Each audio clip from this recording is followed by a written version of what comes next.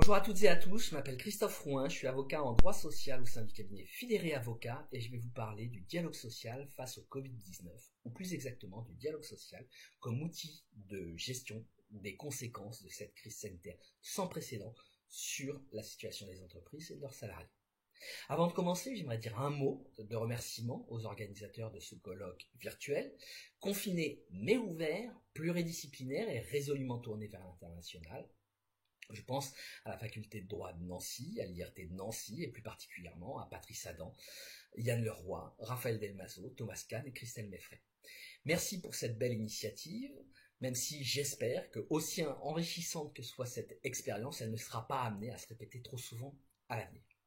Alors, pour le thème qu'il m'a été demandé de traiter, le dialogue social, ce que je me propose de vous livrer ici, c'est très modestement, quelques retours d'expérience, quelques constats sur ce que nous avons pu observer, accompagner depuis quelques semaines.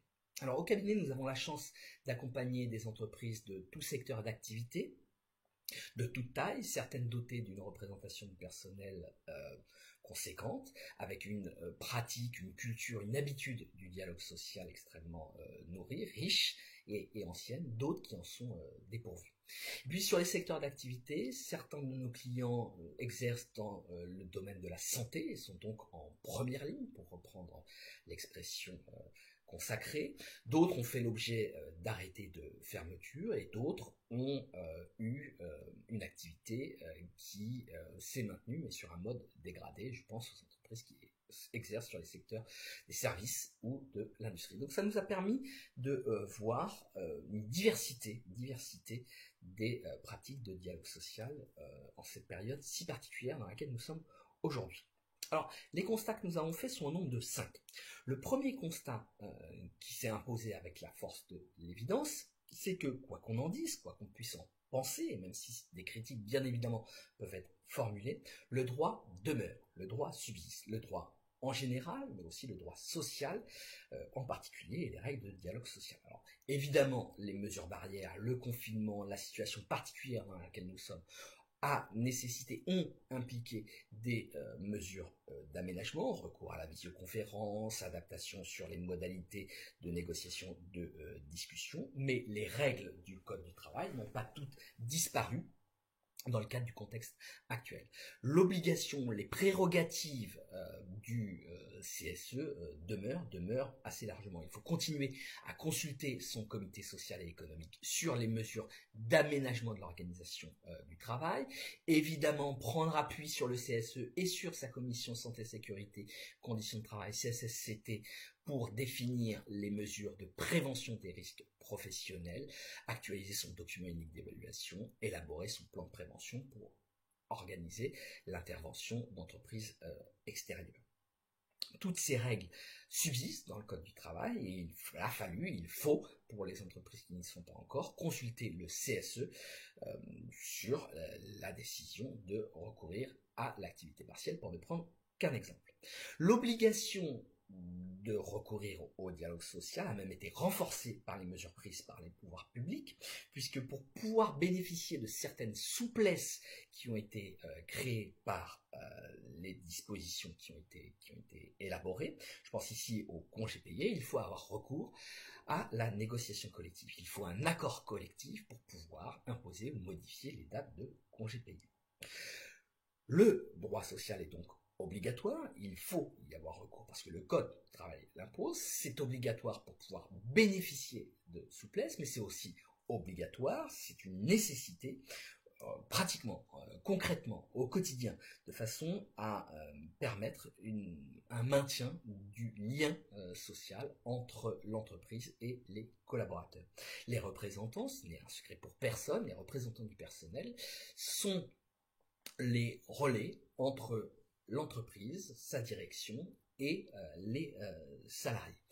On est dans un contexte extrêmement compliqué de gestion des ressources humaines, où il faut maintenir la diffusion de l'information. Le canal classique, c'est évidemment le lien du manager avec les collaborateurs, mais le canal des représentants du personnel est bien évidemment un canal particulièrement nourri, riche et utile pour échanger, discuter, maintenir le lien avec une collectivité de travail éclatée, mais aussi pour réfléchir et définir les mesures à prendre dans l'immédiat et dans une perspective de préparation de la reprise. Alors, premier constat, le dialogue social et les règles qui le gouvernent n'ont pas disparu dans le contexte actuel. Certes, elles sont aménagées, mais elles ne disparaissent pas. Le deuxième constat qui doit être fait, et ce n'est une surprise pour personne, c'est que le dialogue social se déroule actuellement le mieux là où il est le plus habituel, le plus pratiqué, le plus mûr, le plus mature, le plus construit, le plus historique. Personne ne s'étonnera donc de voir des branches telles que la métallurgie, des entreprises telles que Renault, Michelin, Danone, conclure, ST Microélectronique, conclure des accords collectifs particulièrement inventifs, innovants, sociaux et adaptés au contexte actuel.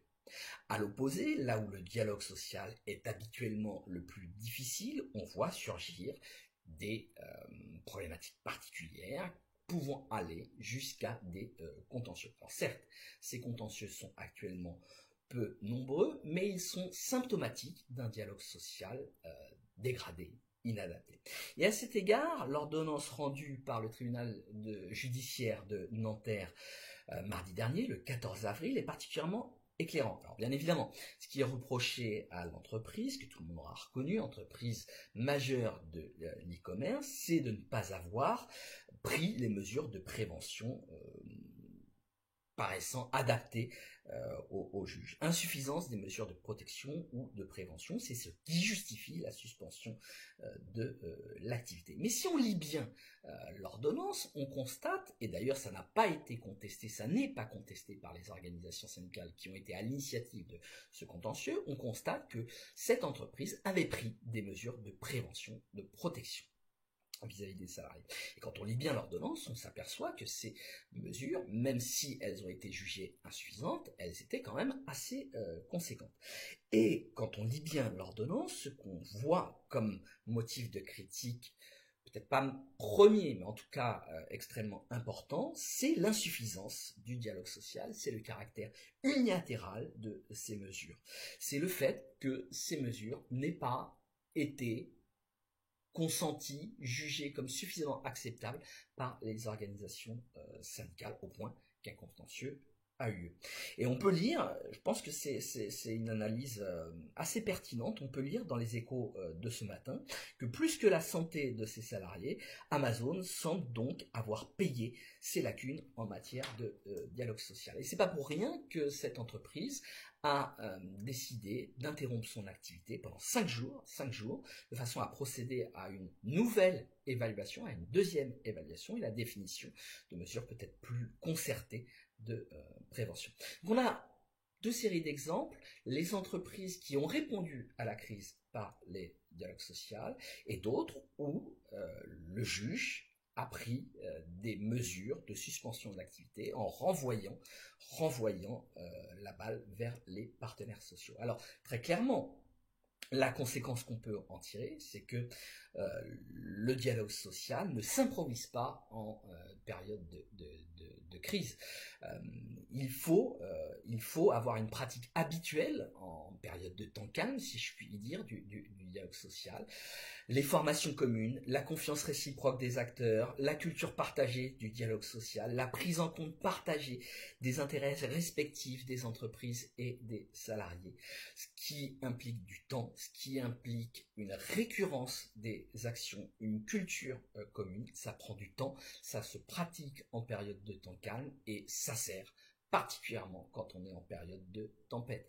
Donc toutes les actions qui sont encouragées par les pouvoirs publics depuis de nombreuses années, et je pense ici au rapport Combrexel sur la nécessité des formations communes, on en voit l'utilité, l'efficacité dans la période particulière dans laquelle nous nous trouvons aujourd'hui.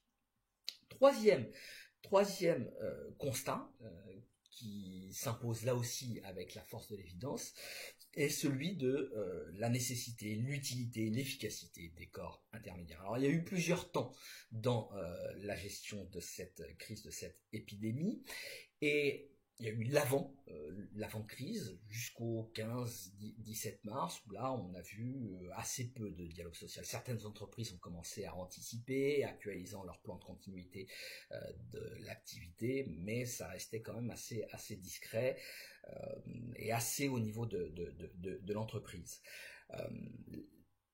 Intervention du président de la République, puis décision de confinement, on est autour du 17 mars, et là on a vu ressurgir les corps intermédiaires, et je pense en premier lieu aux organisations professionnelles au niveau national et interprofessionnel, MEDEF, CPME, UDP et FNSEA et autres, et évidemment du côté des organisations syndicales, les 5 grandes organisations syndicales salariées, puis aussi les organisations professionnelles au niveau des branches.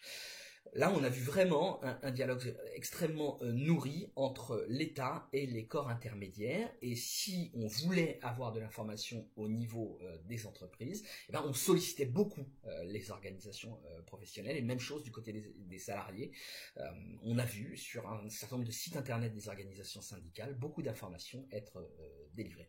Donc l'enseignement qu'on peut tirer, le troisième enseignement qu'on peut tirer de cette crise, c'est quand les choses se passent mal, vraiment mal, les citoyens se tournent vers l'État et l'État se tourne vers les corps intermédiaires et les entreprises et les salariés se tournent vers les corps intermédiaires avec une véritable efficacité. Alors, certes, toutes ces actions, ces interventions des organisations professionnelles et syndicales n'ont pas débouché sur des accords collectifs. Il y a eu des crispations également, et je pense ici à tous les échanges qui ont eu lieu entre les organisations du bâtiment et les pouvoirs publics. Ça ne s'est pas fait sans heurts, mais il y a eu un vrai échange extrêmement efficace, extrêmement utile, et une sorte de co-construction des dispositions particulières qui ont été prises par les pouvoirs publics, et une discussion donc entre l'administration et les corps intermédiaires. Quatrième constat, en ce qui concerne les niveaux de négociation. Alors là, des constats qui peuvent paraître assez surprenants. On aurait pu s'attendre à un peu plus d'accords de branche, à un peu plus d'accords au niveau des conventions collectives. Finalement, il y en a assez peu pour l'instant.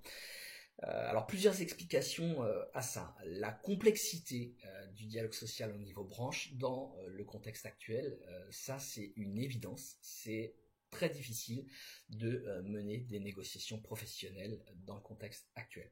Autre difficulté liée au cadre juridique, même s'il vient d'être aménagé aujourd'hui 16 avril par ordonnance, les contraintes inhérentes aux accords de branche avec la procédure d'extension. Si on veut, et ça a été confirmé par les pouvoirs publics, si on veut que l'accord de branche s'applique à toutes les entreprises du secteur et non pas uniquement aux seules entreprises adhérentes, il faut que l'accord soit étendu. Et la procédure d'extension, avec les spécificités qui lui sont propres, avec ces spécificités, c'est pas facile à mener dans le contexte actuel. Mais on a aussi des éléments d'explication qui peuvent paraître un peu plus surprenants et qui sont liés au fait qu'il semble qu'au niveau de certaines branches, les partenaires sociaux n'aient pas voulu intervenir pour ne pas influencer, priver d'effet ou court-circuiter des négociations qui se menaient en parallèle au niveau des entreprises. On peut s'étonner parce que quand même le rôle de la branche est de guider le secteur d'activité, de fournir au secteur d'activité des outils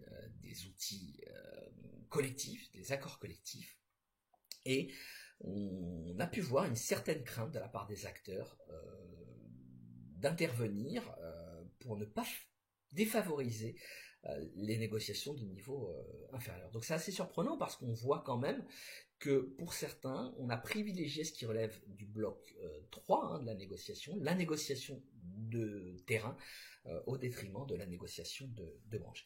Ça ne veut pas dire que les branches n'ont aucune action, elles en ont, elles élaborent des guides, elles font des recommandations, mais en ce qui concerne la production de normes, on peut être surpris du peu d'accords conclus.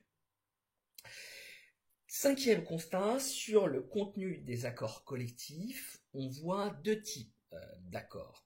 Les accords qui ont été conclus jusqu'ici sont plutôt des accords de gestion de la crise, des accords d'organisation du temps de travail, ou plus spécifiquement des accords de gestion des congés et des jours de repos. Beaucoup d'accords ont été conclus sur les congés payés, sur le recours à l'activité partielle. Et puis, on voit aussi un certain nombre d'accords qui ne se limitent pas à ce domaine, ce qui, de mon point de vue, est trop restreint, mais qui sont des accords soit de gestion de la crise au plan de la prévention, soit des accords de préparation de la reprise d'activité, des protocoles de déconfinement, où on définit les mesures à prendre ou les modalités d'adoption de ces mesures dans une perspective de reprise. Je pense ici, pour ne prendre qu'un exemple, à l'accord Renault qui met en place des commissions paritaires de préparation au déconfinement, de préparation de la reprise, et où on va avoir tout un dialogue social sur la continuité, la poursuite de l'activité. Enfin, dernier constat qu'on peut faire sur les formes du dialogue social. Sur les formes, et je reviens aussi au niveau de la négociation collective, on a des formes particulières de dialogue social. J'évoquais la négociation de branches, on a la négociation d'entreprise, mais on voit aussi beaucoup de négociations qui sont des négociations de filière, des négociations entre le donneur d'ordre et le sous-traitant. Et là, particulièrement dans l'industrie, où l'organisation du travail implique d'avoir recours à des sous-traitants, on voit des négociations qui se font, alors pas forcément sous forme d'accords collectifs formalisés, mais au moins avec une concertation et une implication du paritarisme pour définir les bonnes mesures de prévention à adopter et à mettre en œuvre à tous les niveaux de la chaîne de production. Puis toujours sur les formes de dialogue social, on se rend compte dans le contexte actuel qu'il y a une modernisation très certainement à opérer. Certaines entreprises pratiquent depuis très longtemps un dialogue social 2.0, numérisé. Les représentants du personnel sont dotés d'équipements informatiques, d'outils qui leur permettent de poursuivre le dialogue dans le contexte actuel. D'autres en sont totalement dépourvus, non pas les équipements qui permettent d'avoir des liaisons faciles, pas d'ordinateur, ou non pas la pratique, la culture de ces outils, ce qui rend difficile le dialogue social. Donc il y a vraiment une prise de conscience sur ce qu'il va falloir faire pour favoriser, matériellement parlant, un dialogue social de qualité. Et puis autre aspect qui peut paraître insuffisamment efficace ou inadapté, le dialogue social là où il n'y a pas de représentants du personnel. Certes, elles ont fait l'objet d'aménagements, ces règles de droit commun sur la négociation référendaire, sur la négociation dans les TPE, mais elles paraissent complètement inappropriées dans le contexte actuel. Je veux bien qu'on puisse conclure des accords collectifs à la majorité des 2/3 sur la question des congés payés, mais va se poser la question de savoir comment on recueille les votes. Alors on nous dit qu'on peut utiliser différents outils informatiques de sondage qu'on peut trouver facilement sur Internet. Je me dis quand même, quand on regarde dans le détail ce que ça implique, qu'il est plus facile de demander directement aux salariés de poser des jours plutôt que d'avoir recours à un accord collectif. Enfin, et en guise de conclusion, sur le dialogue social face au Covid 2019, on voit bien que alors on nous annonce tout un tas de choses, un monde nouveau, des évolutions, l'avenir dira ce qu'il en est, mais on voit bien que la reprise de l'activité, avec un déconfinement dont on se dit qu'il se fera par étapes et qu'on ne va pas pouvoir revenir tout de suite à la situation antérieure, eh bien ce retour progressif à la normale impliquera, c'est une évidence, impliquera un dialogue social nourri et de qualité. Il va falloir collectivement définir les mesures à prendre, il va falloir associer les différents acteurs, quel que soit leur niveau dans la hiérarchie des normes, à la reprise de l'activité.